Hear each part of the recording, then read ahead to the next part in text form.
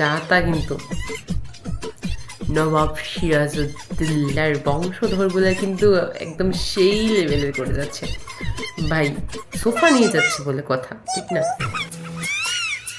ইহা কাহারা, যাই হোক দারুণভাবে হচ্ছে ঠিক ঠক চলতেছে। এখন হচ্ছে এটা অ্যাভেলেবেল, বাট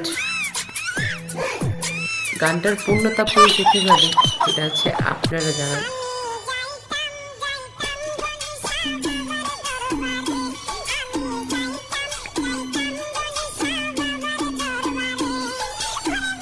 আমি বুঝলাম না, বেচারা তো দেখাবে ঠিক না, প্রত্যেকটা মুমেন্টে হচ্ছে তারা তাদের ওয়াইফদের পাশে থাকে না।